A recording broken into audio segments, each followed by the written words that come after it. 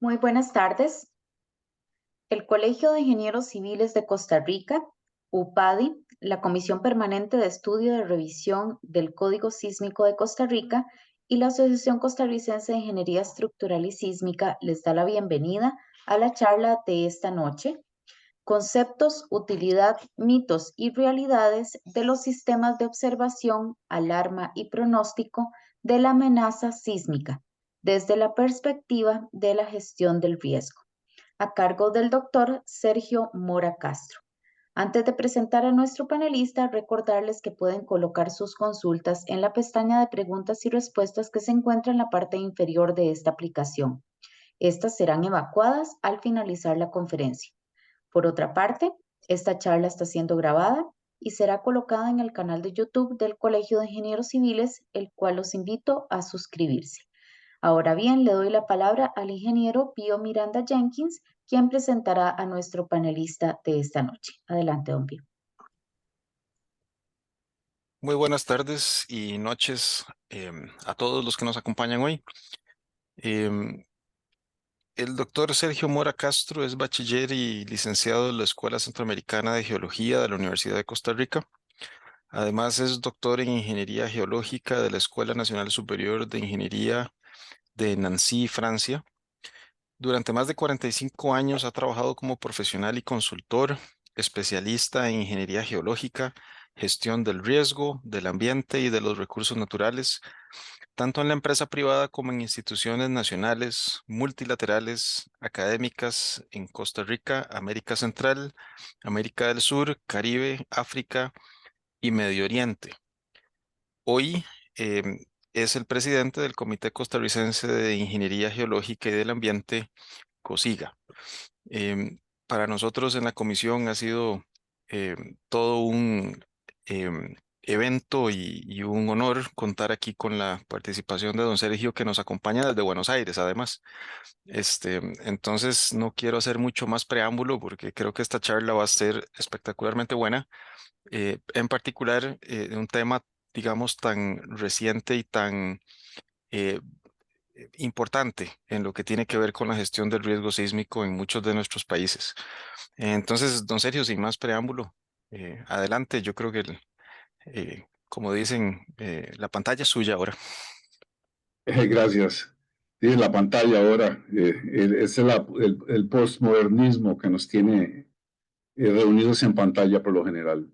Bueno, Pío, muchísimas gracias y también a Carol Garita eh, por haberse tomado la molestia de organizar esto, a la Asociación de Ingeniería Estructural, UPADI, y al Comité Permanente del Código Sísmico también por patronizar esta reunión. También tengo que agradecerle a algunos colegas y amigos por haberme aportado ideas eh, importantes que lanzaron la inquietud de preparar esta presentación. Entre ellos, Gerardo Soto, colega y gran amigo, Walter Montero, Luis Diego Morales, María Laporte, Guillermo Santana. Todos colaboraron, algunos también de manera anónima. Me pidieron no mencionar sus nombres.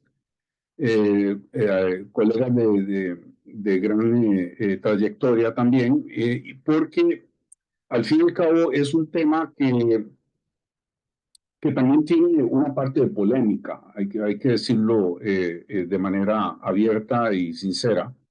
Hay situaciones que se han venido presentando y yo espero ser lo más objetivo posible y entender que esto no es una presentación directa para una crítica específica a alguna o a determinada persona, sino a un procedimiento, a una idea y a una circunstancia. Y que todo vaya siempre en beneficio de la gestión del riesgo en Costa Rica. Y con esto voy a proceder a compartir en mi pantalla.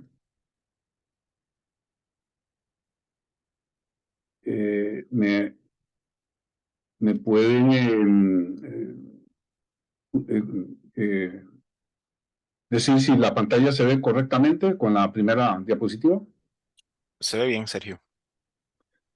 Entonces vamos a hablar sobre los conceptos, utilidad, limitaciones, mitos y realidades de los sistemas de alarma y pronóstico de la amenaza sísmica desde la perspectiva de la gestión del riesgo en Costa Rica. Es claro que yo trato de aterrizar y focalizar la situación de nuestro territorio costarricense. Y vamos a comenzar por presentar una serie de temas que tienen que ver con las definiciones conceptuales, terminológicas de la anticipación, la prognosis, el pronóstico, la predicción. ¿Qué significan esos términos, esas palabras? ¿Cómo se aplica esto a la gestión del riesgo en sus procesos y etapas? ¿Cuáles amenazas naturales y antropogénicas tenemos que tomar en cuenta para definir prioridades nacionales? El concepto de continuidad operativa y funcional, que por el momento no tiene un arraigo importante en Costa Rica. La gestión del riesgo durante las emergencias, no solamente manejo de emergencias, sino gestión del riesgo durante las emergencias. Los sistemas, factores, procesos de la observación, la vigilancia, la advertencia, la alarma, la respuesta y la continuidad operativa. La comunicación social del riesgo y un capítulo final de conclusiones y enseñanzas de todos estos años de trabajar y de practicar profesionalmente dentro de la gestión del riesgo. Es importante empezar proponiendo, como lo voy a insistir varias veces, en la claridad de la terminología. Tenemos que tener algo claro. Las palabras son representantes de las ideas, de los conceptos. Por eso es que hablamos de semántica, de semiótica y de epistemología, y esta última cuando se refiere al significado científico y a los procesos de deducción que tienen que desencadenarse a partir del uso del lenguaje, y que tiene que ser lo más claro y universal posible. Y comenzamos con la palabra anticipación, que se ha estado utilizando también en algunas circunstancias. Es un efecto y una acción de anticipar o anticiparse. Anticipar en este caso quiere decir que es hacer algo que tenga lugar antes del tiempo señalado o previsible o antes que otra cosa. Estos son definiciones de la Real Academia Española de las Ciencias, de la lengua española, perdón, disculpen. Anunciar algo antes de un momento dado o antes del tiempo oportuno o esperable. Adivinar lo que ha de suceder. Aventajar a alguien. Dicho de una persona es adelantarse a otra en ejecución de algo. Dicho de una cosa es suceder antes del tiempo.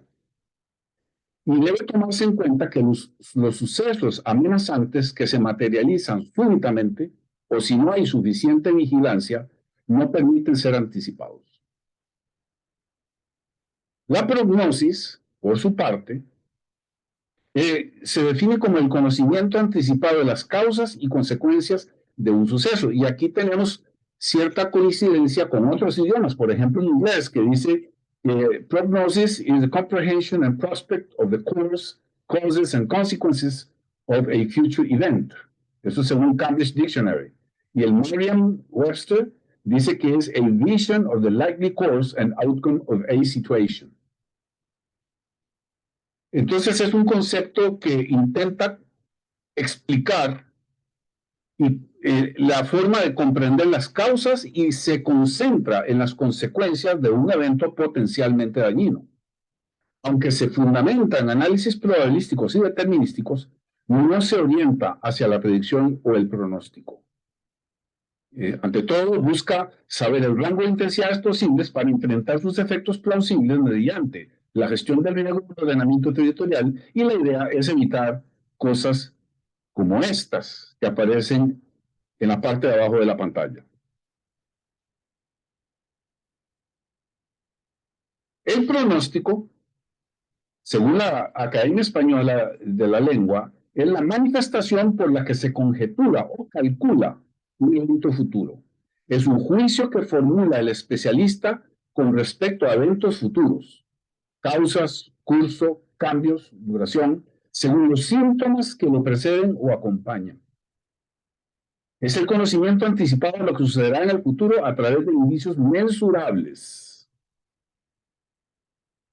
Cuando los procesos naturales se producen progresiva y gradualmente y se pueden observar, medir y modelar, es posible determinar con aproximación dónde, cuándo y de qué manera se materializarán.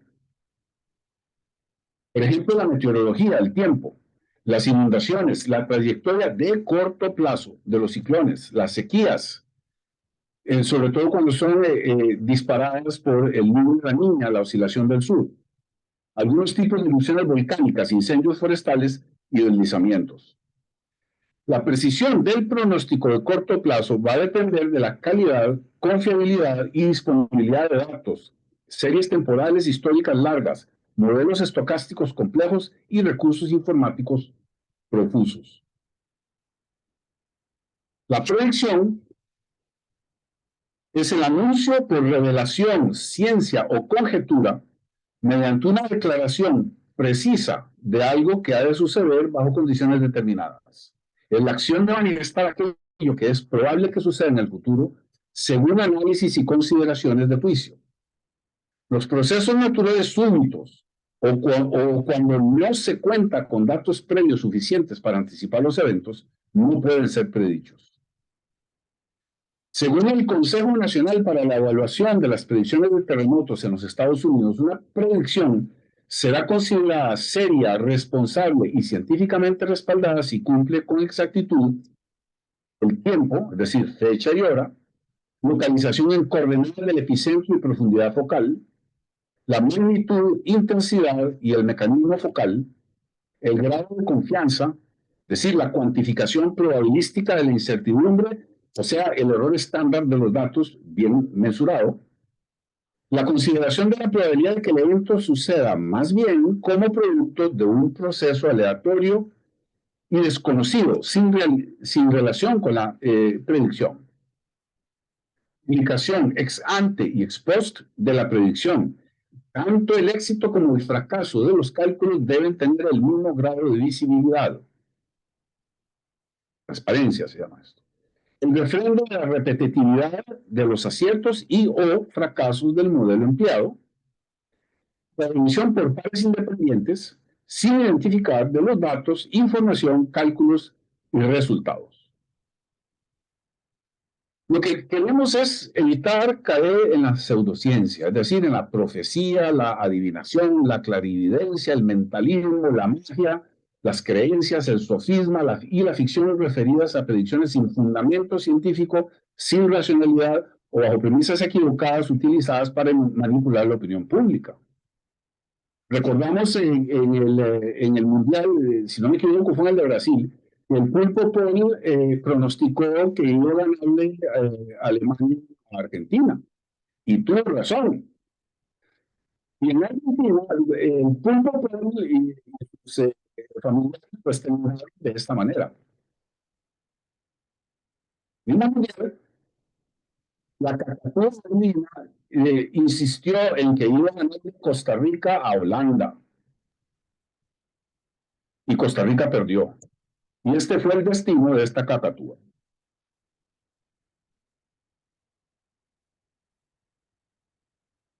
Recordemos un poquito sobre los pilares de la gestión del riesgo, las bases fundamentales.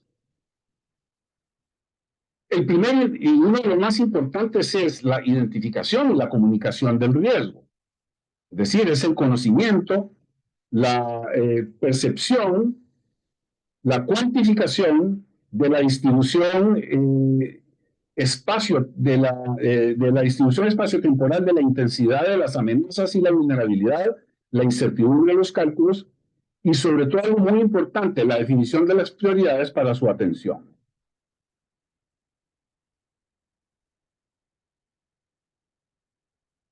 Pero de otra manera, nada ganamos con saber todo sobre el riesgo si no sabemos comunicarlo. Pues la segunda parte de este pilar es el fomento de la comunicación social del riesgo mediante la educación y transferencia de información entre la ciencia, la población y la asistencia al proceso de toma de decisiones políticas, empresariales, comunales, locales y nacionales. El segundo pilar es la reducción del riesgo, que consiste en el conjunto de acciones y medidas de prevención, mitigación y adaptación para disminuir los factores que causan o intensifican los daños y las pérdidas. Y esto se hace por medio de medidas estructurales, civiles, por ejemplo, como el refuerzo y la resiliencia de las edificaciones, de las obras y de la infraestructura, y no estructurales, por medio de códigos, ordenamiento territorial y reglamentos para disminuir la vulnerabilidad, pues no siempre es posible reducir las amenazas. El tercer pilar es el financiamiento del riesgo. En muchos casos, y en Costa Rica es así, desafortunadamente, pues no lo tenemos debidamente estructurado. Se trata de los instrumentos para reducir el impacto económico, son diseñados ex ante según los umbrales de la comparación entre el riesgo aceptado y el riesgo aceptable. Y hay tres tipos de instrumentos. La retención, es decir, es el manejo del presupuesto fiscal, de los fondos de emergencia y contingencia, de las reservas, entre otros. La transferencia hacia otros actores y plazos más largos, seguros, reaseguros, el endeudamiento contingente, las colocaciones en el mercado de valores. Y la tercera es la cuantificación y cobertura del riesgo residual y de los pasivos contingentes. El cuarto pilar, la gestión de las emergencias y los desastres. Por medio de instrumentos y acciones que se preparan y se articulan ex ante, mediante planes, protocolos, es decir, la preparación para enfrentar las crisis. Pero esto comienza con la definición del concepto de alerta, mediante la observación, vigilancia, alarma, advertencia y respuesta, sobre lo cual nos vamos a extender bastante más adelante. La rehabilitación, la continuidad operativa y funcional, la recuperación sin reproducir los factores previos de la vulnerabilidad y la preparación para enfrentar la próxima crisis. La gestión del riesgo entonces debe considerar todas las amenazas y vulnerabilidades asociadas y respectivas. Todas tienen que ver con todas, de una forma o de otra. El riesgo es multifacético y debe enfrentarse según las prioridades de cada país y sus circunstancias. Estas prioridades tienen que ser definidas, cuantificadas y puestas en un orden correcto de acuerdo con el contexto y las posibilidades de cada país, de cada región, de cada municipalidad. Las amenazas pueden clasificarse en por lo menos tres familias: las naturales, las antropogénicas y las denominadas socionaturales, es decir, aquellas que se producen esencialmente de manera natural, pero que son exacerbadas por la actividad humana. Entre ellas, por ejemplo, podemos hablar de las ambientales, la contaminación, la degradación de tierras, el calentamiento global antropogénico, el mal manejo de los residuos sólidos, líquidos y gaseosos, los accidentes nucleares e industriales, derrames, incendios y explosiones, el deterioro de la biodiversidad, de los bancos genéticos y otros.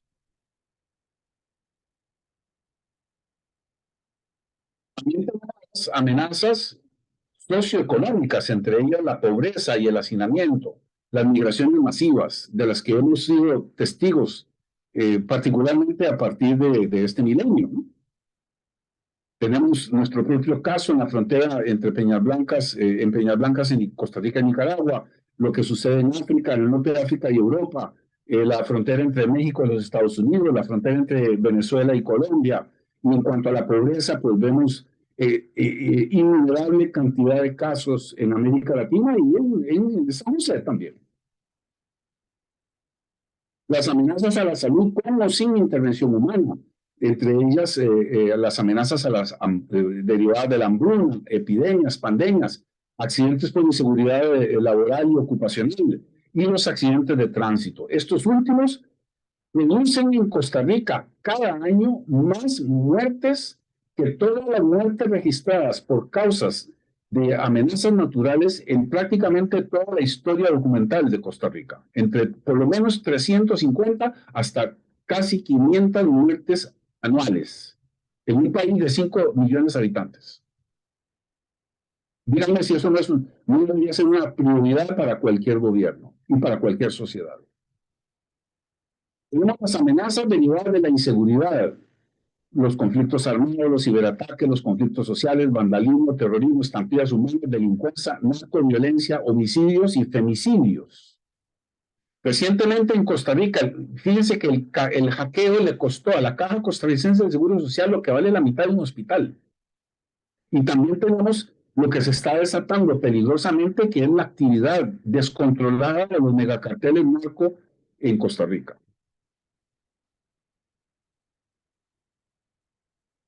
Las amenazas hidrometeorológicas y climáticas, la variabilidad y el cambio climático, los ciclones, las sequías, las inundaciones, los tornados, las tormentas eléctricas, las tormentas de polvo y arena, las marejadas. A la izquierda vemos el Liceo Rey Curré, construido para la comunidad indígena que vive al lado del río Grande de Terraba.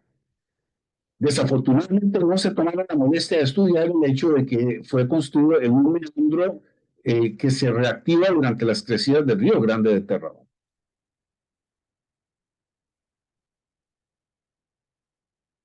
Las amenazas de la geodinámica externa, erosión, inestabilidad de laderas, deslizamientos, caídas de bloques, aludes torrenciales, el ascenso del nivel del mar y el impacto de los asteroides y de la basura espacial, que bueno, no son de geodinámica externa, pero no me cabía para poner en una lámina adicional. Ahí está. Al fin y al cabo, cuando caen, hacen un hueco y causan daños.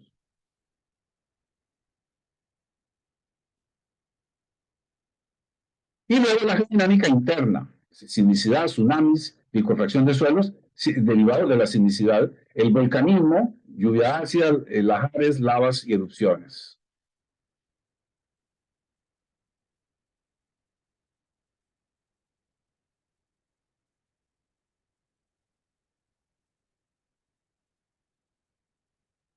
La gestión del riesgo debe realizarse en todo momento y lugar, incluido durante el manejo de las emergencias. Es cuando más se necesita. Entonces, esos mismos 4 pilares de la gestión del riesgo los vemos aquí representados en el eje vertical y su desarrollo en función del tiempo según las circunstancias en las que nos encontremos. El conocimiento y la comunicación del riesgo, la investigación, la prevención, el ordenamiento territorial deben hacerse de manera permanente, sin duda. Lo mismo la reducción del riesgo, mitigación, el ordenamiento territorial, la creación y consolidación y materialización de la resiliencia. Ahora bien, cuando se produce una emergencia y esa emergencia se desarrolla a lo largo del tiempo, y hay un pre, hay un ápice y hay un post, muchas de estas actividades tienen que ceder el protagonismo, dado que los recursos en nuestros países son limitados, para poder hacer que entren en acción otros componentes de la gestión del riesgo. Por ejemplo, las estrategias y los factores de financiamiento del riesgo. Por ejemplo, la retención y la transferencia, que obviamente tiene un clímax durante la fase crítica de desarrollo de la emergencia.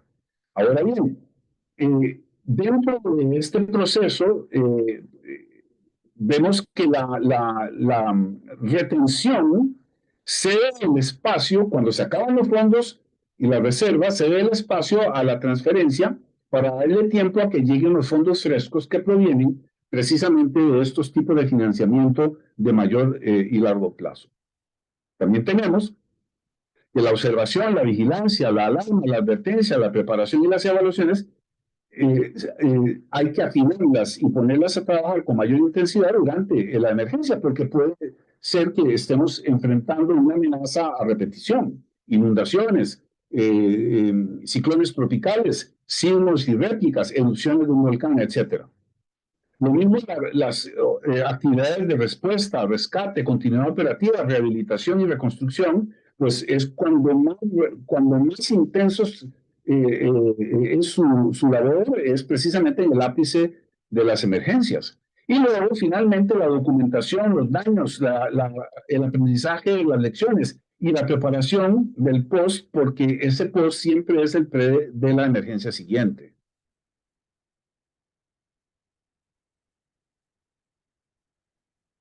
Álvaro Montero desarrolló este modelo en su tesis y la verdad es que me ha parecido muy pertinente reproducirlo. Tomen en cuenta aquí que el tejido socioeconómico funciona, llamémoslo de manera normal, a lo largo del tiempo hasta que se produce un evento destructivo. Entonces, ese funcionamiento va a tener la tendencia a colapsar, a disminuir rápidamente. Se reduce la funcionalidad y la actividad del tejido socioeconómico y todo lo que está a la derecha de esta curva son daños y pérdidas directas, indirectas y secundarias. Ahora bien, si se ha invertido previamente en gestión del riesgo y en resiliencia, pueden suceder por lo menos dos efectos positivos. El primero es que el colapso sea más lento, que sea diferido en el tiempo ese colapso, y luego la pendiente de la curva del colapso sea más leve. Entonces, lo que está a la derecha de la curva son las pérdidas remanentes y en el medio de los dos serían las pérdidas reducidas. Pero todavía queda algo. Cuando ha sido posible invertir en continuidad operativa y en la recuperación programada, el área de color amarillo a la derecha de la curva de ascenso de la reactivación del tejido socioeconómico son las pérdidas evitadas. Y las únicas pérdidas que quedan, las pérdidas finales, son las que están dentro de este triángulo gris. Sí conviene, entonces, hacer gestión del riesgo, generar resiliencia y programar la recuperación por medio de la continuidad operativa. Volvemos a la necesidad de la claridad en la terminología. La alerta, en este caso, es un estado de atención, de vigilancia, es una situación también que llamamos de vigilia. Es estar, andar, vivir y ponerse alerta. Entonces, la alerta siempre está activa, no es una etapa ni una fase. Es un estado casi permanente de vigilia que permite percibir e identificar situaciones y circunstancias que pudieran evolucionar hacia peligros potenciales, capaces de generar daños. Si uno no está alerta, está en coma o muerto. Puede desembocar en un anuncio, advertencia y un dispositivo, alarma, que se emiten con el objetivo de prevenir a la población y tomadores de decisiones acerca de un acontecimiento previsible y significativo para la seguridad. El concepto, el tema de alerta temprana es una muy mala traducción del inglés early warning, porque early, en este caso, su acepción debería ser anticipada o precoz. Y además, warning no es alerta, es advertencia.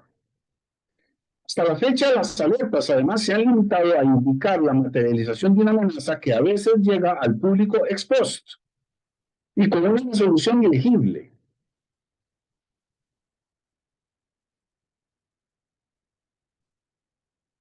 Yo la verdad no comprendo bien cómo es que esto que ha sucedido, o sea, que esto se haya instalado y esto induce a la necesidad de superar un paradigma que es, a mi juicio, equívoco y confuso.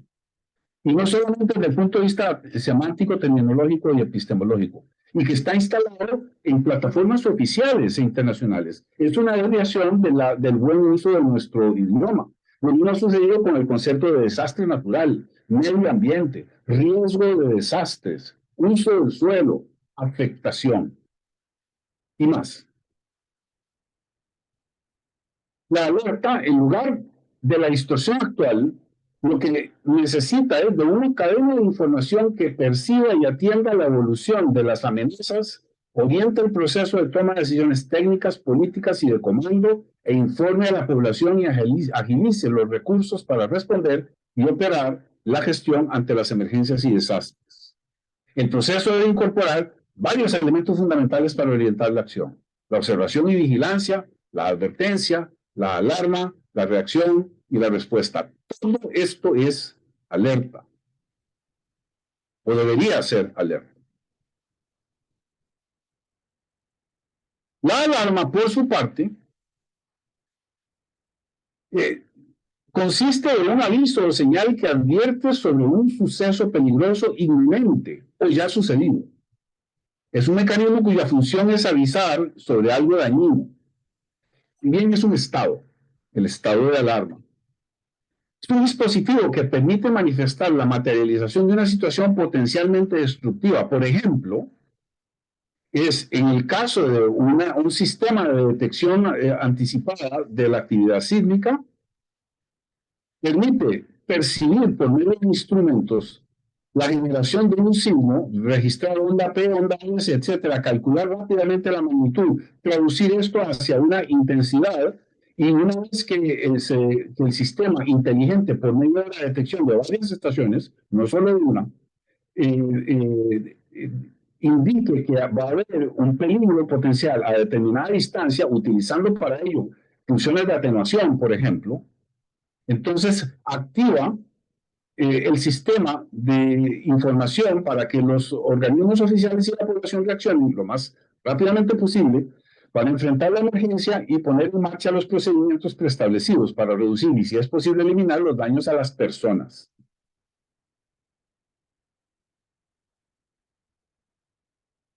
Ahora, esto necesita de tiempo.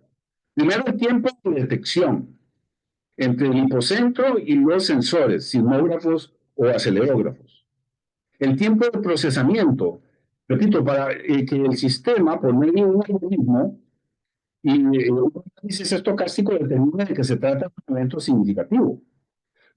La conducción de la información hasta los tomadores de decisiones reaccionan y desatan la alarma. Entonces, del grado de conocimiento de la naturaleza de la situación amenazante, es decir, su origen, celeridad de materialización, extensión territorial de su influencia, intensidad previsible, potencialidad de generación de daños. Ahora, durante las emergencias, necesitamos seguir haciendo gestión del riesgo. En el proceso de observación, estamos atentos a todo lo que sucede con las amenazas potenciales: inestabilidad de laderas, pandemias, ciberataques, sequías, sismicidad, contaminación ambiental. O sea, tenemos encendida en permanencia la alerta y el semáforo en color verde. Si nos concentramos en el tema de la sismicidad, entonces pasamos a la fase siguiente, que es la caracterización y observación de las fuentes de sismicidad, de las fuentes sísmicas. Para eso ya pasamos entonces al concepto de vigilancia, es decir, esas fuentes sismogénicas recurrentes e intensas son identificadas por medio de sus parámetros y condiciones con potencial de causar daños. En caso de que alguna de estas fuentes manifieste la posibilidad de producir una amenaza, es decir, con una capacidad destructiva, entonces entramos en la etapa de la advertencia. Para el caso de la sismicidad, la advertencia son los mapas de amenaza sísmica. Esa es la advertencia que tenemos, la zonificación de esas fuentes sísmicas y su capacidad eventual para producir daños. Entonces, aquí nos preguntamos si en una de estas fuentes puede producirse un evento sísmico que supere la intensidad dañina, o sea, la posibilidad de materializar daños, y de aquí eventualmente dispararíamos la alarma y conduciría a la reacción. Si ese evento se produce, o sea, si la amenaza se materializa, como sucedió en 1991 con el sismo en la costa atlántica, la costa del Caribe de Costa Rica, con sus efectos, o en 1983, el sismo en Golfito, en el Golfo de Osa, Península de Osa y Búrica, en el sur de Costa Rica, que también produjo daños importantes. Caracterizamos la amenaza de acuerdo con su intensidad, recurrencia, celeridad de materialización y su extensión espacial por medio del análisis del comportamiento de una variable aleatoria que relaciona la probabilidad de excedencia de que esa amenaza se materialice con respecto a las intensidades probables. Y luego analizamos la vulnerabilidad como el grado de exposición, el grado de fragilidad, que es el inverso de la resiliencia, los valores socioeconómicos expuestos a la pérdida, el impacto sobre la vida humana y el impacto sobre el ambiente y los recursos naturales. También utilizando el análisis de una variable aleatoria que relaciona la probabilidad de excedencia de los daños con respecto a la intensidad de la amenaza. De materializarse ese riesgo, entramos en situación de emergencia, se reactiva el COE, el Centro de Operaciones para Emergencia, y da respuesta, y participan los actores pertinentes formados por un núcleo que siempre está, el COE es una institución, o debería ser una institución permanente, más el refuerzo ad hoc según la naturaleza de la emergencia y la ciencia de respaldo. Con esto le damos seguimiento, evaluación y documentación al evento, y medimos los efectos, impactos y consecuencias sociales, económicas y ambientales. Cuando el riesgo se materializa, necesitamos saber si se ha superado la resistencia y la capacidad de reacción y recuperación y si se requiere asistencia externa de quienes están en condición de desastre. Es decir, pues que puede ser individual, comunal, regional, nacional y global, y si hemos alcanzado la pérdida máxima probable para entrar en condición de catástrofe, y con ello orientando la recuperación, la continuidad operativa funcional y reconstrucción mejoradas. Hay factores que debemos tomar en cuenta para concebir y desarrollar los sistemas de observación, vigilancia, advertencia, alarma, respuesta y continuidad operativa y recuperación, en este caso de las amenazas naturales. Luis Eduardo Ortiz, mi gran amigo mexicano, no está muy de acuerdo con este tan largo, entonces yo he decidido por ahora y de manera temporal reducirlo a sí vigila. Es decir, es la condición de la alerta permanente y de acuerdo con los procesos y la velocidad de gestación, cuando es muy lenta, de la amenaza, o lenta, o mediana y observable, o frecuente, no visible, y con una materialización lenta o súbita, o la gestación rápida a mediana y a veces visible, según el tipo de amenaza: inundaciones, deslizamientos, sismicidad, sistemas tropicales, o también frentes fríos, por ejemplo, las sequías, el volcanismo, las erupciones, el impacto de los asteroides, el efecto del calentamiento global antropogénico sobre la variabilidad climática y el cambio climático. Entonces, establecemos las etapas o las condiciones, por ejemplo, de la observación, que es permanente, de color verde, y que aprovechamos para el análisis de los procesos y su evolución. Es una etapa prospectiva en donde se determina la amenaza, la vulnerabilidad y el riesgo. Por medio de modelos, escenarios, se hacen simulaciones y simulacros, se aplica el ordenamiento territorial, la gestión integral del riesgo y sobre todo la institucionalidad. Y luego vienen las etapas, las verdaderas etapas y fases: la vigilancia, que induce la probabilidad de la evolución dañina de la amenaza; la advertencia, que relaciona la inminencia de un evento o proceso dañino; y la alarma, cuando el suceso dañino se materializa.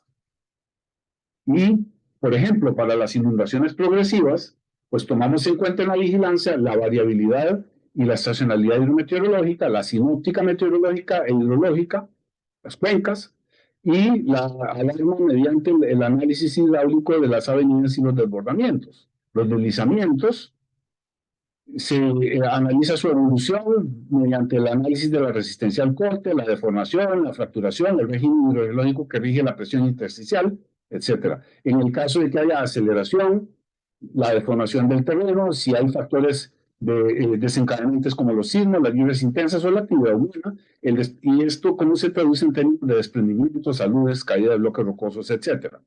La sismicidad se analiza por medio de la evolución de la fuente sísmica, el marco sismotectónico, la deformación cortical. A veces hay precursores o cosas que se pueden analizar de antemano. Después entraremos también en estas consideraciones sobre el silencio sísmico, los registros sismográficos acelerográficos. La advertencia solamente podemos hacerla por medio de la determinación probabilística no predictiva del nivel de la amenaza. Y la alarma, una vez que el terremoto se materializa y lo mismo sus efectos secundarios. Los frentes fríos y sistemas tropicales son aspectos que tienen que ver con la variabilidad climática, la sinóptica atmosférica y oceánica. Se analiza para advertencia su gestación, la evolución sinóptica, las trayectorias e intensidades observadas y previsibles, y la alarma por medio de influencia directa o indirecta de los vientos, lluvias y marejadas. Las sequías, según la evolución de los procesos globales, como el Niño, la Niña, la oscilación del sur, el impacto de la estación seca extendida para la advertencia, su extensión espacial y temporal, y sobre todo cuando esta situación se extiende por más de 3 meses, y definimos los niveles de sequía meteorológica, agronómica, hidrológica y estructural. El volcanismo, según la evolución de la microsismicidad, la temperatura del suelo, los gases o la deformación cortical, tiene evidencias de advertencia solamente en caso de que los precursores y los indicadores puedan ser correctamente interpretados. Las erupciones ya son el objeto de la alarma, las explosiones, los lajares, la emisión de piroclastos y coladas de lava. El impacto de los asteroides por medio de la observación astronómica y atmosférica, la trayectoria, la aproximación y la temporalidad, los cálculos para la advertencia para la interferencia posible de la trayectoria, los recursos disponibles para evitar el impacto y la alarma una vez que se considere el impacto local y global. Y luego los efectos del calentamiento global antropogénico y del cambio climático, según las variaciones y evolución del contenido atmosférico de gases, vapores y partículas a efecto invernadero, la advertencia por medio de lo que podemos observar, la reducción de los glaciares, el ascenso del nivel del mar, el incremento de las temperaturas y el efecto de más largo plazo sobre los periodos glaciares e interglaciales. Y luego el alarma sobre el impacto global de las variaciones climatológicas. Luego viene la etapa de la respuesta y la activación de los protocolos de acción mediante la movilización que es todo diseñado ex ante de los recursos humanos y financieros materiales requeridos para evaluar el riesgo materializado, la continuidad operativa y funcional que comienza con la recuperación y la restauración del proceso de desarrollo sostenible y el retorno a la normalidad sin reproducir los factores previos de la vulnerabilidad. Con este diagrama podemos ubicarnos un poquito también sobre el estado de conocimiento y las condiciones para diseñar estos sigilas, según el tipo de amenaza natural, en este caso, a los que podamos necesitar enfrentarnos. Por un lado tenemos la intensidad de la amenaza o también podría ser el nivel de riesgo prevalente cuando lo hemos calculado. Por el otro lado, el estado del conocimiento, que es el inverso de la incertidumbre en cierta medida, y la celeridad de materialización. Y aquí podemos analizar donde ubicamos en este nomograma los deslizamientos, las tormentas eléctricas, los ciclones, las inundaciones, la liquefacción de suelos, los tsunamis, las sequías, los volcanes, los terremotos. Y podemos definir cuál es el área ideal del conocimiento para la gestión del riesgo. Obviamente esto es muy subjetivo, pero, y depende de países y de regiones, etcétera, pero en realidad son solamente las inundaciones, los terremotos y los ciclones los que están tocando apenas un pedacito del área ideal del conocimiento para la gestión del riesgo. El resto todavía tiene un camino largo para recorrer. Otras variables que también se pueden utilizar como criterio para el desarrollo de los CIVIGILAS, sobre todo para las emergencias causadas por amenazas naturales y antropogénicas. Tenemos siempre el conocimiento que es el inverso de la incertidumbre, la celeridad de materialización, plazo para la holgura, y el nivel del riesgo prevalente. Y bueno, después hacemos una zonificación aquí que nos orienta en dónde nos ubicamos para la observación, estudios, evaluación del riesgo, preparación de protocolos, simulacros, simulaciones, información y comunicación social del riesgo, la vigilancia de advertencia para la preparación y reacción, la advertencia de aviso de evacuación, la alarma de evacuación inminente y la alarma de supervivencia.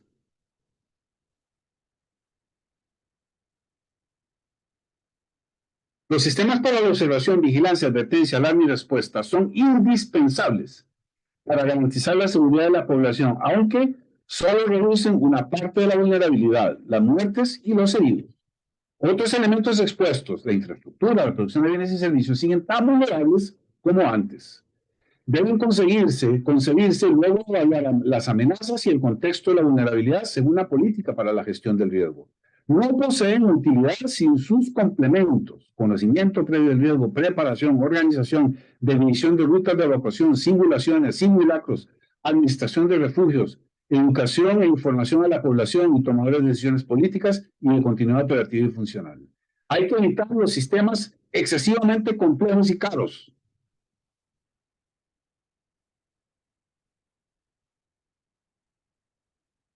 La base tecnológica de los CIVIGILAS conviene utilizar y aprovechar la tecnología avanzada, sin duda. Informática, transmisión satelital, recepción y gestión de datos georreferenciados, algoritmos de pronóstico, visualización, emisión de información, análisis e interpretación.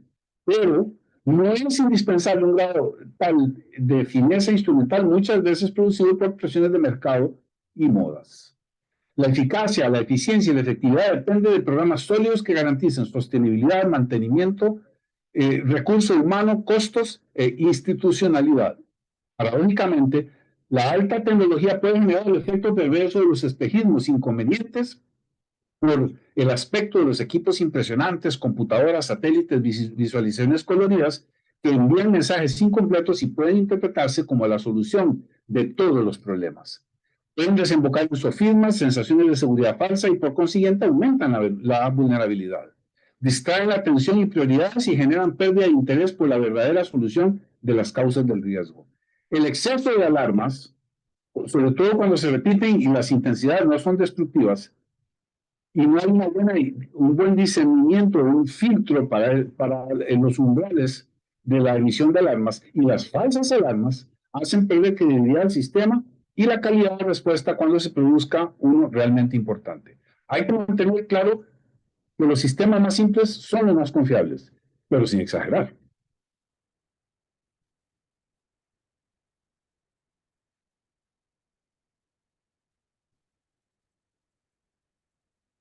Cuando los instrumentos para la comunicación de riesgo, los tenemos de varios tipos. Por ejemplo, los informes de circulación restringida, que van dirigidos a una petición específica de un poder de la República.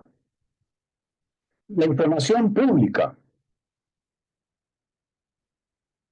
Las publicaciones de orden científico y académico.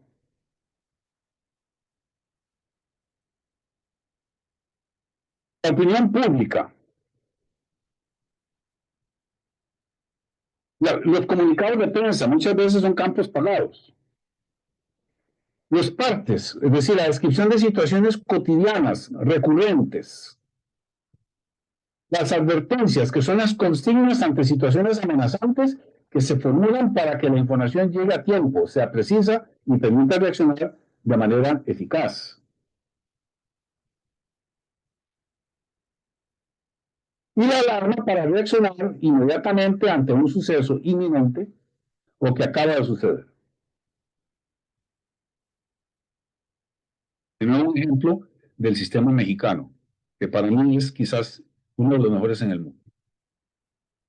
La comunicación social del riesgo debe tomar en cuenta de que un científico no necesariamente tiene habilidad para comunicarse con el público ni con los tomadores de decisiones. Una cosa es un pronóstico técnico, rutinario, o sea, un parque sismológico, por ejemplo, y otra muy diferente es la alarma de un evento potencialmente destructivo, la cual debe canalizar la autoridad competente en gestión de emergencias. Al público se le debe informar con apoyo de especialistas en comunicación, lo cual es imprescindible si se trata de actuar responsablemente. Atribuirse funciones de comunicador sin mandato ni preparación debería causar responsabilidad civil y penal. Un ejemplo, científicos japoneses alertan de gigantesco terremoto que está por venir. Bueno, siempre habrá un gigantesco terremoto que está por venir. Y aquí hago la observación porque vamos a ver otros ejemplos. Hay que tener muchísimo cuidado con la forma como la prensa reproduce muchas veces de manera irresponsable, otras veces simplemente porque no tiene criterio, la información científica. En este caso, el RT ya sabemos que es un medio que en realidad es de bastante baja calidad y que más bien tiene un corte de tipo alarmista sensacionalista, además de orientación política nacionalista. Decir o no predecir. En Costa Rica los sismos intensos son frecuentes, en casi cualquier momento y lugar. Las anticipaciones, predicciones y pronósticos distraen la atención sobre la evaluación proactiva de la amenaza, es decir, la prognosis, y la aplicación de códigos resistentes y prácticas constructivas adecuadas. Además, bajo el estado actual del conocimiento y la ciencia, la predicción sismológica es imposible e innecesaria. Only fools and charlatans predict earthquakes. Y esto lo dijo ni más ni menos que Charles F. Richter en 1977.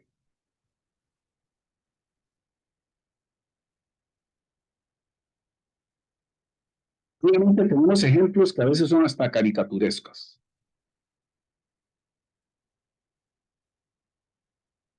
El próximo gran sismo puede ser muy pronto o dentro de 100 años, dice experto. Este señor nunca logró predecir un sismo, ni siquiera en los 18 días antes, ni en 180, ni en 1800. En Costa Rica hemos tenido de todo esto también. El terremotos en el Valle Central, periodo 5 no cumplió. Afortunadamente no tuvimos en Marte o en la Luna, ahí sí cumplió el periodo sísmico. No, no falta uno, faltan miles de terremotos. ¿Cuándo tiene que temblar? Aquí hubo precisamente una polémica muy importante entre dos grupos de investigación, en donde uno de ellos, en este caso los Psiconi, en 1991 indicó que había, según modelos realizados por personas de la Universidad de California, una probabilidad de que se iba a producir un sismo en Nicoya entre 1991 y 1995. Esto fue dicho en 1991, septiembre del 91. Pues bueno, dado que el sismo no sucedía, el aviso fue renovado entre 1996 y 2010, indicando que sucedería entre 3 y 9 años después de cada anuncio.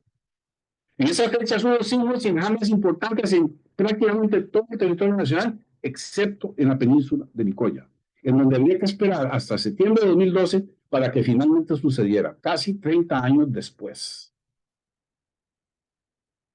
Y bueno, entonces, si podían decir dónde y qué tan grande sería el terremoto de 2012, ¿por qué no lo dijeron de manera precisa?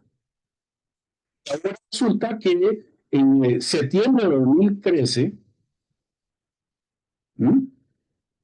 hay otro aviso de un fuerte terremoto que ocurrirá en Osa, es decir, en el sur de Costa Rica, dentro de 5 a 10 años. O sea, si tomamos el plazo de 10 años, ocurrirá por lo menos en 2023. Veremos. Hablaremos en enero de 2024. Y ahora entran también en escena los sistemas de alerta temprana de terremotos.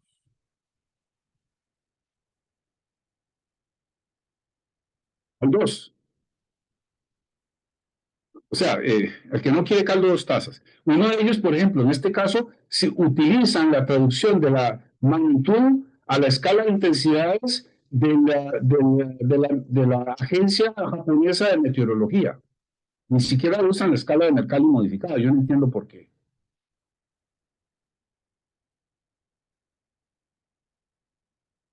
Una sensación de numerosos signos con magnitud baja, o sea, un enjambre evita la acumulación y libera progresivamente la acumulación de la energía cinética, por lo que el próximo evento grande será menos intenso. La realidad es que la acumulación no tiene absolutamente ningún fundamento científico demostrable. Para darles un ejemplo, un signo de magnitud 6,3 requiere al menos 30 signos de magnitud 5,3 o 900 de magnitud 4,3 para liberar la misma cantidad de energía. A microsismicidad y los enjambres se consideran síntomas precursores de un evento sísmico importante próximo. Estos son algunos casos documentados, pero el criterio está lejos de ser ley natural. En muchas regiones del mundo sucede más bien que los enjambres terminan sin producir un terremoto intenso y muchos signos importantes suceden sin un enjambre previo. La tasa de emisión de gas radioactivo en el terreno se correlaciona con un signo importante próximo. Ha sucedido en algunos casos, pero el tema es controversial y no hay regla única al respecto. Hay terremotos sin radón y radón sin terremotos. La observación, medición e interpretación de la acumulación de la deformación en la corteza terrestre con GPS satelital o por geodesia de primer orden permite predecir o anticipar los sismos. Permite correlaciones empíricas con el estado de esfuerzos y deformaciones y su posible liberación cinética, pero por ahora solo puede tomarse como una señal precursora, accesoria y complementaria. No permite predecir exactamente dónde, cuándo y de qué tamaño será el sismo. No hay éxitos repetidos en la observación de una misma fuente sísmica. Variaciones en el comportamiento de los animales, clima, campo electromagnético, corrientes telúricas, brecha sísmica, dilatancia. No hay evidencia científica ni pruebas contundentes que respalden su validez como predictores. Más bien, las situaciones son ambiguas, contradictorias y sin explicación satisfactoria, más allá de algunos pocos aciertos y o coincidencias.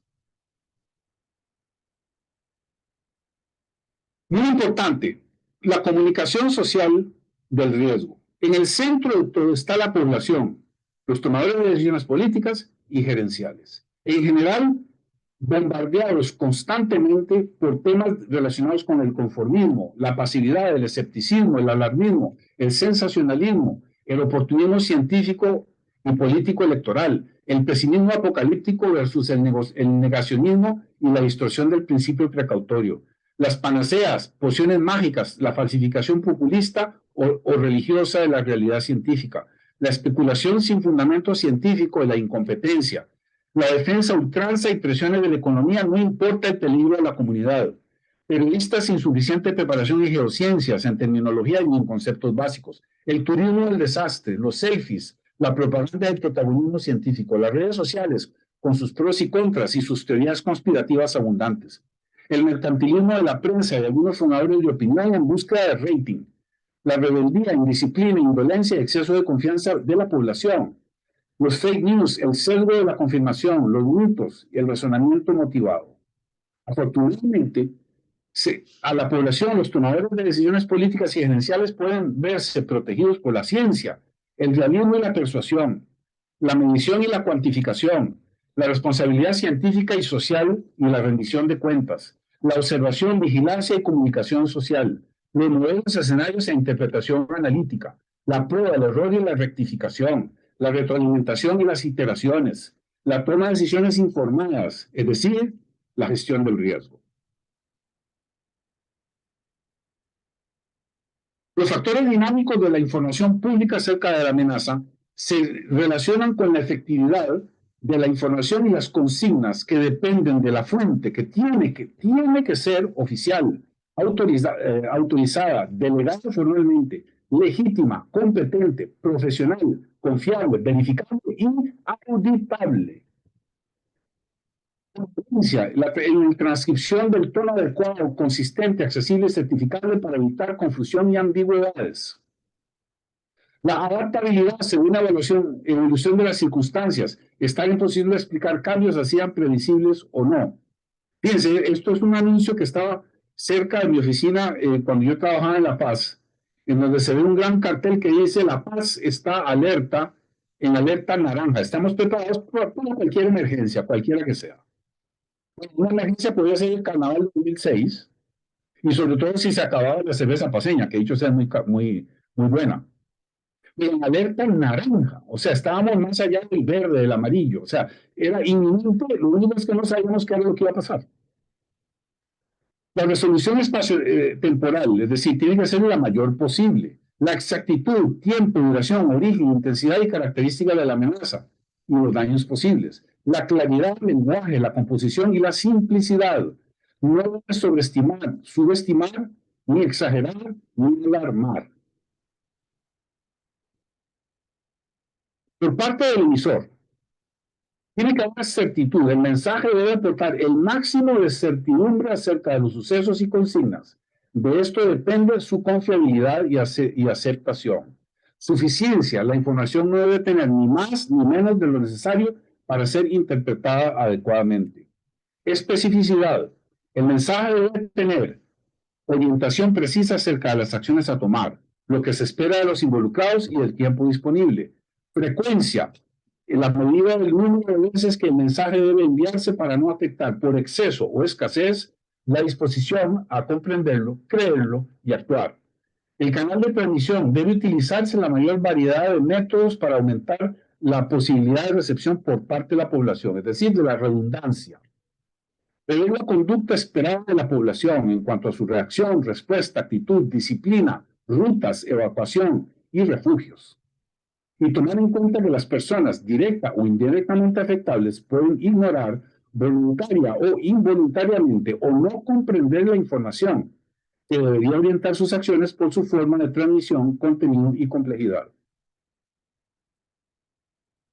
En el caso del receptor, debe poder comprender, confiar en el contenido y tener claras las acciones a ejecutar y a prestarse a actuar según las consignas, superando obstáculos psicológicos, culturales, temor por las pérdidas de pertenencias, etc. De nuevo, volvemos a La Paz.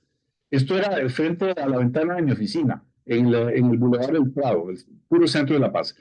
Y en alerta naranja, de nuevo, si ves filtraciones y rajaduras en tu vivienda, llama al 134.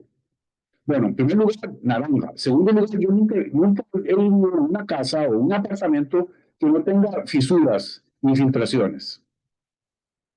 Esa es mi experiencia. Y después yo intenté llamar como 20 veces a ese número, el 134, y nunca nadie me respondió. En fin. Entonces, que la información sea adecuada por parte del receptor, debemos adaptar los sistemas empleados según la naturaleza de la situación, disponibilidad de los recursos y medios de comunicación. Fomentar la capacidad institucional y comunal para mejorar el grado de preparación, entrenamiento, capacidad de reacción, reconocer y analizar las condiciones del riesgo. El perfil cultural, cultura de base, nivel educativo, acceso a los medios de comunicación social. La fortuna de una comunidad en Bolivia en donde el idioma es el aymara. Los mensajes no pueden ir en castellano. Temas sociales. Unidad de la comunidad, situación económica, actitud ante las reacciones y estructura de liderazgo y organización. Visibilidad de la amenaza. Hay necesidad de reforzar la información según las circunstancias y percepción previsibles. Y evaluar y documentar los resultados y consecuencias positivas y negativas de cada caso. Bueno, para ir terminando. El riesgo de las amenazas naturales y la vulnerabilidad se materializan periódicamente, a veces de manera endémica en nuestro país, y producen efectos, impactos, daños y pérdidas sociales, económicas y ambientales que obstruyen el desarrollo sostenible. Costa Rica está en una de las regiones climáticas y tectónicas más activas del mundo, por la influencia directa e indirecta de 6 placas tectónicas que producen sismicidad y volcanismos. La zona de convergencia intertropical, la ruta de los ciclones tropicales y la geodinámica externa.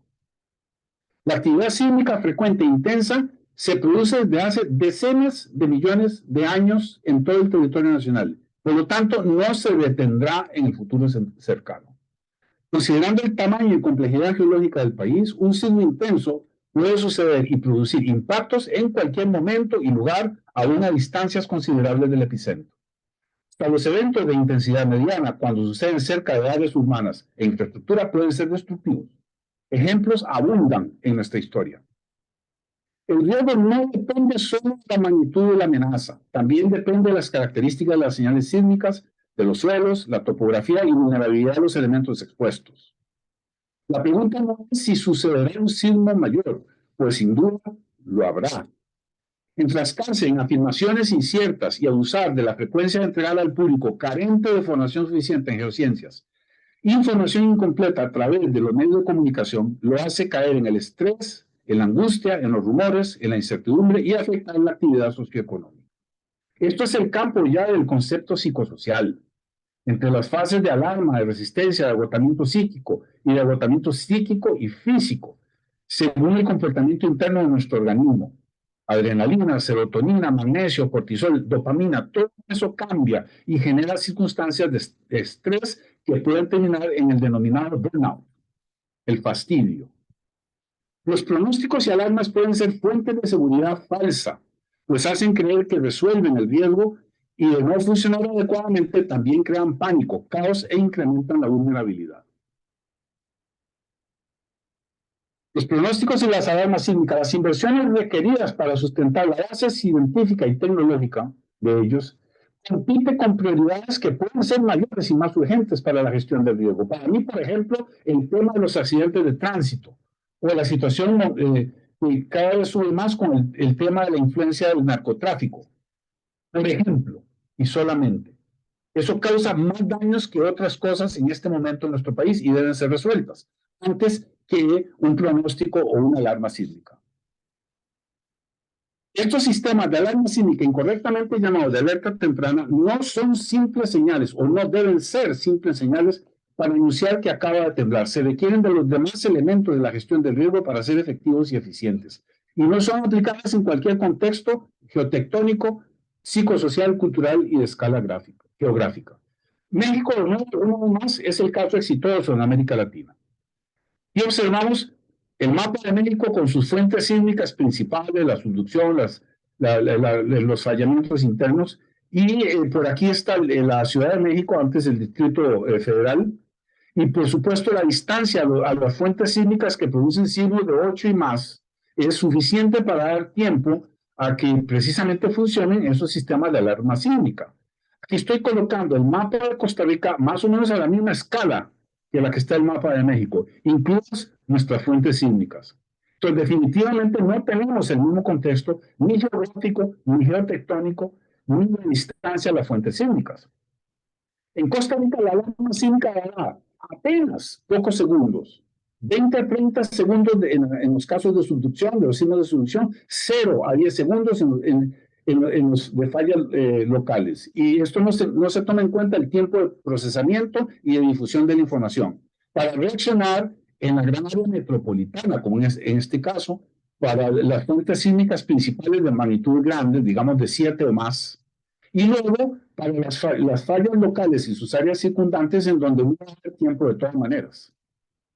No es clara la funcionalidad de estos sistemas en otras áreas pobladas, a menos de que este sistema de voy a llamarle alarma de una vez, utilice el GPS del usuario para saber dónde se encuentra ubicado. Pero entonces no sabemos a alguien que se encuentre en La Cruz, en Guanacaste, de qué manera va a tener que reaccionar si el sismo de Osa se produce con una magnitud suficiente o en Limón o viceversa. Hay muchos factores todavía para discutir sobre eso. Entonces, aunque no se descarta la posibilidad de que en el futuro la predicción sísmica confiable sea físicamente factible, es claro que el estado actual del conocimiento, la tecnología y las incertidumbres probabilísticas no lo permiten, por ahora. Tómense en cuenta que los terremotos recientes en Chile, Costa Rica, México y Colombia y Perú no generaron daños como los sucedidos en Haití, Turquía o Nepal. pues ya cosechamos los dividendos por respetar códigos de construcción modernos y actualizados. Junto con el ordenamiento territorial, son la mejor herramienta para reducir el efecto e impacto de los sismos y salvaguardar la vida humana, la infraestructura y la sostenibilidad del desarrollo. Entonces, ¿es relevante pronosticar un sismo intenso en un ambiente geotectónico tan activo como el de Costa Rica?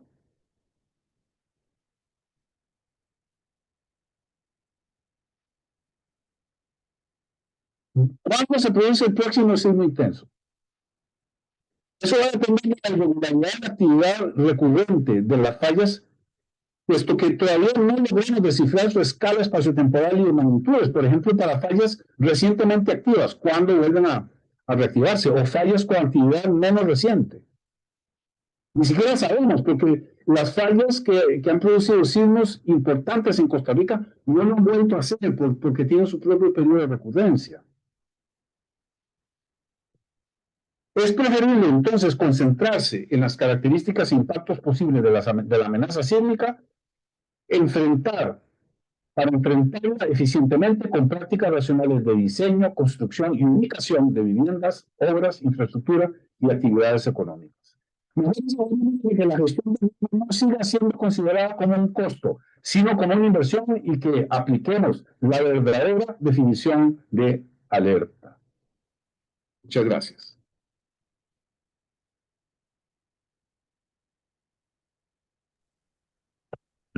Estoy a disposición de ustedes para responder preguntas, comentarios, escuchar comentarios.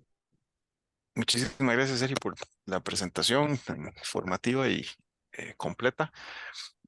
Ahora invitamos a todos los miembros. Yo te voy a enviar por correo electrónico la presentación en PDF y también a Carol para que la tengan y la distribuyan para las personas que se interesan, que les escriban un correo electrónico y ustedes puedan enviarles una copia. Perfecto. Lo podría hacer perfecto para que si encuentran algo útil que lo utilicen. Pero es que pesa casi 400 gigas, entonces es imposible mandarla fácilmente por correo electrónico. Ok. Sí tenemos una pregunta, Sergio. Dice así, el sistema de alerta sísmica mexicano se complementa con protocolo adecuado a las vulnerabilidades estructurales.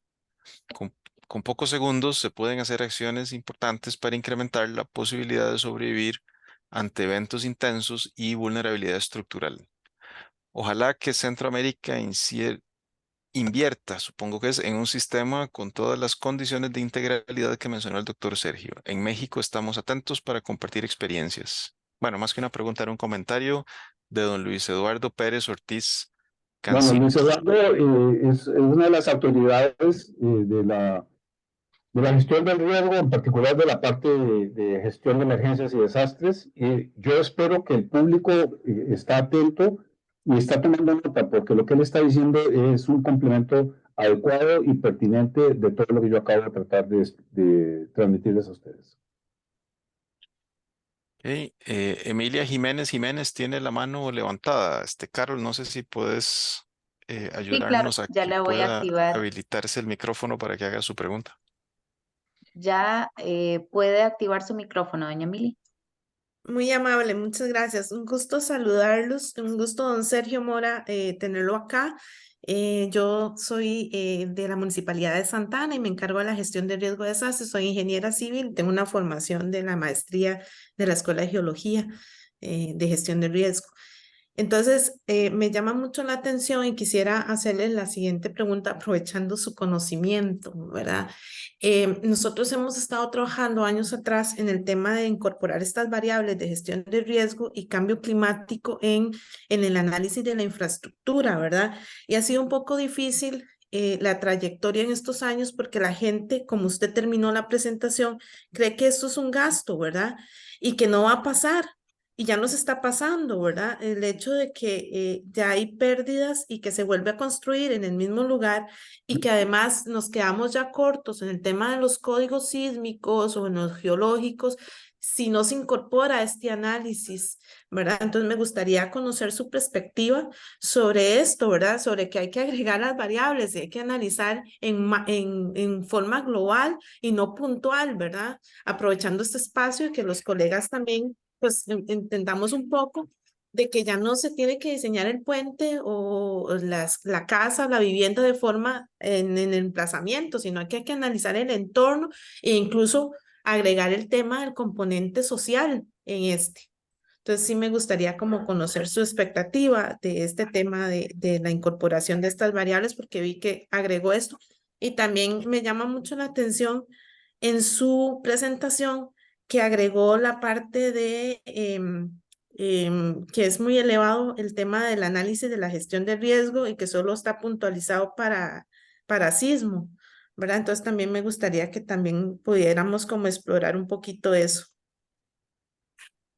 Bueno, Muchas gracias.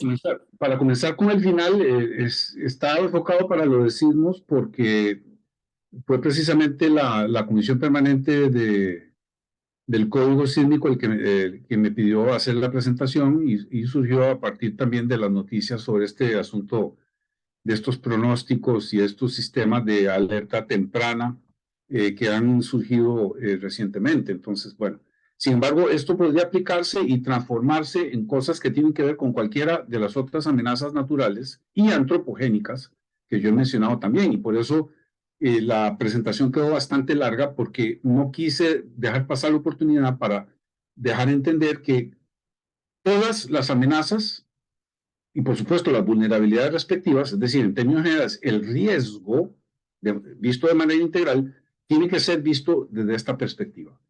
Y claro, todo el mundo va a decir, sí, claro, pero es que lo que está exponiendo Sergio Mora es algo complicadísimo. Bueno, nadie dijo que la gestión del riesgo era algo sencillo de hacer, de ninguna manera. Es más bien muy complicado. Muy complicado. Por eso es que quizás en algunas municipalidades, en algunas partes de la sociedad y en algunas instituciones públicas da pereza hacerlo. La gestión del riesgo además no va a funcionar nunca si no se focaliza de manera sistémica. Es decir, la Comisión Nacional de Gestión del Riesgo y Prevención de Desastres, pues ya, yo no me acuerdo ni cómo se llama, es un nombre rarísimo, no debería enfocarse prácticamente en más que la coordinación de los esfuerzos. El INSET debería ser gestión de riesgo, la municipalidad debería ser gestión de riesgo, el sector privado es causante sin duda de por lo menos la mitad del riesgo, visto amenaza y vulnerabilidad, en Costa Rica. Ya lo vimos con las inundaciones en el río Aguasarcas, donde se construyeron los comercios que fueron arrasados por el río, precisamente en un meandro del río, donde no debería ser. Entonces, el esfuerzo debe hacerse, en primer lugar, desde el punto de vista de la comunicación social para que la gente comprenda qué significa gestión del riesgo, para todos los perfiles, desde el ciudadano hasta el tomador de decisiones, incluido el presidente de la República, o sea, todo en el medio, y entender que los primeros pasos consisten quizás en lo más sencillo del mundo en por lo menos dos respetos. Uno, el código de construcción sismorresistente. Dos, el ordenamiento territorial. Cuando entendamos esa parte y logremos respetarlo, estamos prácticamente tirados en el tobogán. Lo demás va a venir por su propio peso. Mientras eso no lo comprendamos, y eso no lo vamos a hacer, no vamos a comprender, mientras no tengamos la información colocada de una forma adecuada, comprensible y accesible, y no nos concentremos en puntitas y en esfuerzos de proyectos mascota de algunas personas que lo que quieren es buscar notoriedad periodística. Eso es por el momento lo que yo puedo decir. Yo creo que ojalá que haya muchas personas más que se matriculen en la maestría de gestión de riesgo. Le voy a hacer un comercial a Elena Badilla y a Guaria Cárdenas en la Escuela de Geología, porque es una manera de ir estabilizando un lenguaje común y sobre todo una idea en particular que pueda ser aplicable prácticamente en cualquier parte del contexto costarricense. Muchas gracias, don Sergio. Y de paso está abierta la matrícula de la maestría en este momento. Muchas gracias, Emilia, por su Hagan participación. vaya. Muchas gracias, Emilia, por su participación. El doctor Oliverio Sánchez Cervantes de Monterrey, Nuevo León, México, docente de la Escuela Nacional de Protección Civil del campus de Chiapas, felicita al doctor Sergio Mora por una excelente ponencia. Don Carlos Andrés Ordóñez Ante, de Medellín, Colombia, de la Sociedad Colombiana de Geotecnia, también por tan excelente conferencia, felicita y agradece a don Sergio. Instamos a los otros participantes, si tienen alguna duda, comentario o pregunta, poder hacerlo en este momento, ya sea a través del icono de preguntas y respuestas o básicamente alzando la mano y se les dará el micrófono. Aquí hay una pregunta de don Luis Eduardo Pérez Ortiz. En América Central han invertido en un radar meteorológico que permite hacer pronóstico de mesoescala para tormentas. ¿Hay algún proyecto para complementar los productos del radar para integrar un sistema de alerta temprana para estas amenazas? No tengo idea. Y Luis Eduardo, ya no hablamos de alerta temprana.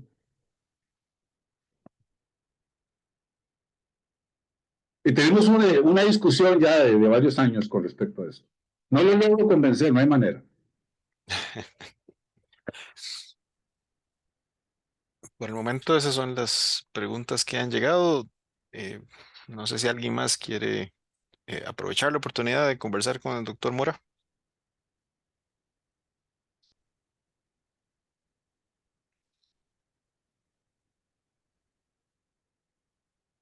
Pues Carol, yo creo que eso Sí, no básicamente tenemos. terminaría entonces el evento. Sí, Bueno, exactamente. Gisela Copper Hay una. felicita a don Sergio por una excelente conferencia. Y también hay otra de don Marlon. Aquí ya me acaban de entrar dos más. Bueno, la de Luis Eduardo creo que se la dejo para que lo vean personalmente. Doctor Mora, gracias por compartir su experiencia y conocimiento sobre este tema, entendiendo que por nuestra escala, los sistemas de alerta temprana de registro y aviso de sismo, como el desarrollado en México, no aporta un valor significativo en la gestión del riesgo por sismos. Los esfuerzos deben estar encaminados en educación de la población sobre entender y dimensionar de manera correcta el riesgo sísmico. ¿Cuál sería, en su opinión, la forma más acertada de desarrollar esta acción? Bueno, lo hemos mencionado varias veces. En primer lugar, educación. En segundo lugar, comunicación social. En tercer lugar, respeto de los códigos de construcción. Y además, tener una idea clara, es decir, de qué es lo que hay que hacer. O sea, aparte de oír sonar una sirena o una campana o algún otro tipo de señal, pues también hay que saber qué hacer en ese momento. Eso lo mencionó Luis Eduardo. Es decir, lo único o sea, no es suficiente escuchar esa alarma, sino que hay que saber qué hacer en ese momento, saber cómo evacuar, a dónde ir, qué actitud tomar, tener una idea de cuánto tiempo tiene uno para hacer eso. ¿Qué significa tomar la decisión de quedarse debajo de una mesa, por ejemplo? No siempre es lo más correcto. Yo diría que todo tiene que formar parte de la integralidad de la gestión del riesgo. Uno solo de los elementos puede ayudar, pero no es suficiente.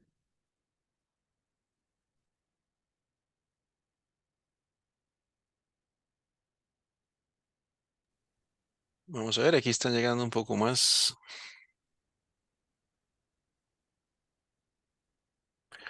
Un comentario importante de don Luis Eduardo. La representación de qué poco tiempo es despreciable es un error. Un buen protocolo puede salvar vidas.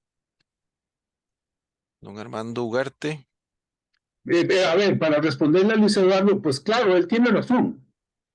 Sin embargo, para llegar a ese nivel, como lo han logrado hacer en México, se necesita de otro tipo, a mi juicio, otro tipo de escenarios distintos. Y además de eso, de varios años de implantación del sistema. La gente ya sabe qué hacer. Y eso lo hemos visto repetidas veces.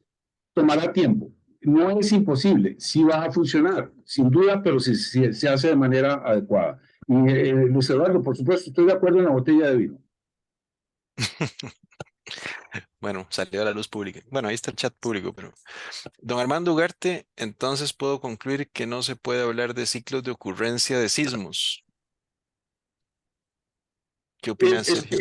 Mi problema con la palabra, de nuevo, yo necesito a veces focalizar muy bien desde el punto de vista de la semántica y la epistemología. La diferencia entre ciclo y periodo. Yo puedo hablar de periodo de recurrencia. El ciclo para mí es algo que es mucho más exacto, más preciso, que es predecible. El cambio de periodo de recurrencia es el producto de un cálculo probabilístico que le da a uno una función de excedencia y que tiene además de eso una incertidumbre epistémica. Y entonces uno puede decir que sí, que determinada falla tiene un comportamiento periódico digamos, con alguna variable de incertidumbre de más o menos. Es decir, yo puedo decir que hay una fuente sísmica que se materializa produciendo un sismo cada 40 años más o menos 5. ¿Ok? Entonces, eso es diferente de hablar de un ciclo. Entonces, el problema fundamental que tenemos es que nuestra historia y nuestra documentación instrumental de la mayor parte de las fuentes sísmicas en América Latina y en el mundo en general tiene apenas un poco más de 100 años en el mundo. En el caso de Costa Rica, 30, desde la inauguración de la Red Sismológica Nacional. Muchos, esos 30 años no han alcanzado para analizar la recurrencia de los sismos en la mayor cantidad, cantidad de las fuentes sismogénicas, más allá de los registros documentales históricos, que muchas veces son bastante imprecisos. Y no se sabe exactamente muchas veces de cuál fuente sísmica se trata. Entonces, ciclo de ocurrencia, yo diría periodo de recurrencia. Y después vemos, démosle más tiempo a la instrumentación para mejorar la calidad de nuestros escenarios probabilísticos. ¿Algunos otros comentarios? Gracias, don Sergio, por el abordaje integral y aclarar conceptos muy arraigados que incluso promueven las agencias internacionales. Quizá este comentario se da pie, ¿verdad? Para un par de comentarios acerca de eso, específicamente, ¿verdad? ¿Cuál es toda esta motivación detrás de algo que promueve tanta agencia internacional? Yo creo que hay un tema de modas. Y, muchas agencias internacionales, y yo trabajé en varias, no las voy a mencionar, todo el mundo las conoce, los que me conocen saben.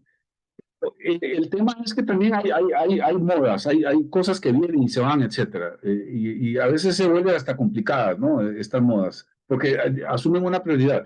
Pero son prioridades de organismos multilaterales enfocadas en generalidades, pero no en una verdadera definición de la prioridad nacional. O en un país grande, tipo México, tipo Brasil, Argentina, etcétera, de prioridades regionales de partes de su territorio. Yo creo que para mí, y esto lo digo claramente, es prioritario en este momento, más allá del respeto al código sismorresistente y el ordenamiento territorial, como lo dije, es prioritario reducir la cantidad de muertes en accidentes de tránsito y bajarle la temperatura a la actividad de las narconafias.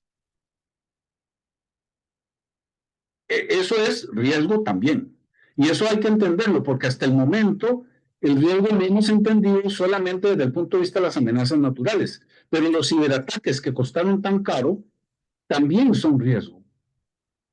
Y en un país pequeño como el de nosotros, esas cosas deberían estar adecuadamente cuantificadas y colocadas en un orden de prioridad racionalizado. Muchas gracias, don Sergio, por la orientación pedagógica en gestión del riesgo, comenta Douglas Salgado. Comenta también don Luis Eduardo que los ingenieros civiles podemos aportar mucho en el protocolo. Me imagino hablando de estos temas de los protocolos estructurales alrededor de, como complemento de las alertas. Hace una pregunta cognitiva y motrizmente, ¿a qué edad los humanos podemos reaccionar ante una alerta sísmica? No tengo idea, eso tal vez le corresponde más a un psicólogo y a un pediatra que a mí, pero yo creo que con educación adecuada, un niño de escuela puede por lo menos tomar las previsiones básicas. Ujú. Todo depende de la calidad de la educación y de la información que reciba. Bien, don Carlos Gómez felicita al doctor Mora por una excelente conferencia. Un caluroso saludo de su amigo y compañero en Nancy durante las épocas de estudiantes. Carlos, sí, claro, cómo no, qué bueno que has aparecido. Ojalá que pudieras tener mi correo electrónico. Me encantaría conversar con vos. Emilia Jiménez nos comenta, debe romperse el círculo vicioso en la gestión del riesgo. No se puede seguir en el abstencionismo, en el atencionismo. El sistema alerta temprana no es tan, ¿qué pasó aquí? No es tan real, debe verse como un sistema alerta. Se debe apostar por incorporar análisis de la gestión de riesgo integral en los diseños, capacitación comunal, incorporar en la currícula, en el caso de Costa Rica, de ingeniería civil, construcción, la gestión del riesgo y cambio climático. Bien, en términos generales estoy de acuerdo, es un resumen ahí y prácticamente en todo tiene razón. Ok, don Luis Eduardo tiene otra pregunta que tiene que ver con si antes de la Red Nacional Sísmica de Costa Rica han hecho investigaciones cualitativas que vayan a la etnología y etnografía que marquen periodos de retorno sísmico más amplios. No, yo entiendo que solamente los registros que provienen de los documentos históricos de la colonia, en general, el periodo precolonial no tiene, que yo sepa, hasta el momento, registros documentales, más allá de lo que se ha hecho en trabajos de investigación neotectónica, digamos, de dataciones y de la actividad de las fallas cuaternarias holocénicas, ¿no? Ok. Última pregunta que ha entrado ahorita es de Armando Ugarte. Más que pregunta, es un comentario. Muchísimas gracias por la presentación y que en nuestra región centroamericana conoce muy pocos expertos en las geociencias con preparación y gestión de riesgo. Te felicita por la charla otra vez. Bueno. Creo que por el Carol, yo tiempo creo que ahora sí ya, sí, exacto. sí, más bien voy a pasarles la Puedo encuesta. hablar hasta mañana sin parar, así que el problema Sí, es que me tienen que exacto. parar. Más bien me tienen que parar. No se preocupe. Ya les acabo de pasar la encuesta para que por favor la llenen antes de salirse de la aplicación. Darle las gracias al doctor Sergio Mora por la excelente conferencia y por evacuar todas las consultas que tenía y a todas las personas que se conectaron con nosotros esta noche. No sé si don Sergio desea dar unas palabras de cierre o don Pío. No, yo creo que ya he hablado bastante hoy. Hay muchos desafíos realmente y también muchos obstáculos para, para vencer esos desafíos, muchas malas costumbres y ciertas desviaciones de lo que debería ser la gestión del riesgo. Hay debilidades, hay parte de esos pilares fundamentales que están en abandono o están subutilizados. Por ejemplo, el tema del financiamiento del riesgo, eso es uno de ellos. A cada rato tenemos que salir en carrera a los países a endeudarnos porque no tenemos una estructura de retención o de transferencia del riesgo adecuada, ¿no? Y bueno, sería el momento a que alguna vez la Comisión de Emergencia pueda orientar estas cosas mediante un debate más general, más abierto.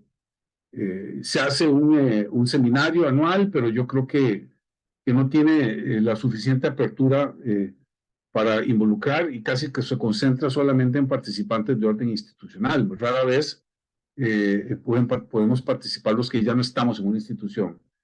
Entonces, yo instaría a que sigamos haciendo el debate y enriqueciendo el sistema nacional para la gestión del riesgo. Eventualmente, la ley 84-88 ya necesita de una modernización y de varios cambios, varias mejorías, y no estaría mal tener la oportunidad de hacerlo pronto.